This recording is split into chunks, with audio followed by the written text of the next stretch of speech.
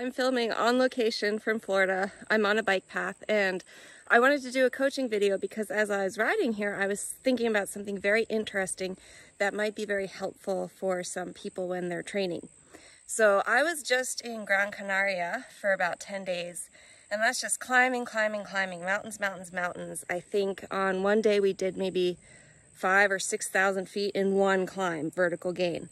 And now I'm in Florida, which as you can see, a bike path, flat, flat, flat. There are no hills. Maybe in one ride I'll gain about 10 feet in elevation. But interestingly, as I was riding on this bike path, I was thinking how similar it felt to Gran Canaria. And the reason is, and this is what isn't intuitive, like how can flats feel like mountains? Well, flats, you're constantly on the pedals. You're pushing at roughly the same watts if you want. I mean, you can vary it, but you can just go and go and go for a really long time without letting up on the power. And that's kind of the same as what a long hill climb is.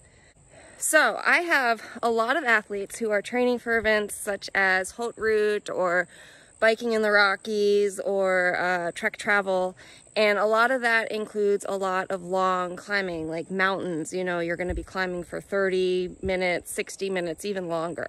So it's a bit of a challenge training where we are because the hills around here are maybe 3, 5, 10 minutes long at most.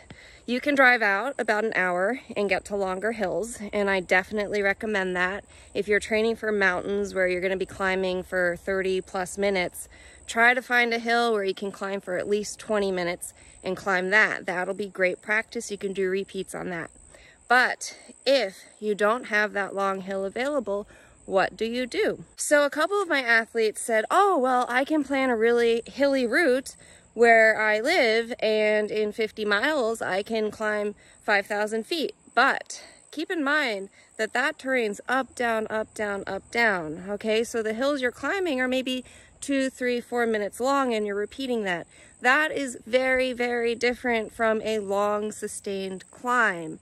I mean, of course you're going to get benefits from that type of climbing, but in actuality, maybe you're going to benefit more from training on something like this, where it's really flat.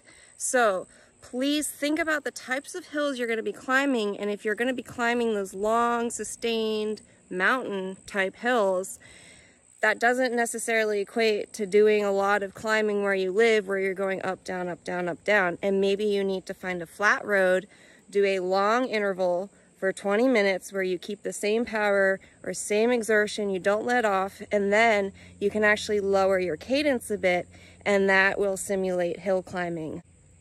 Okay, good luck and enjoy training.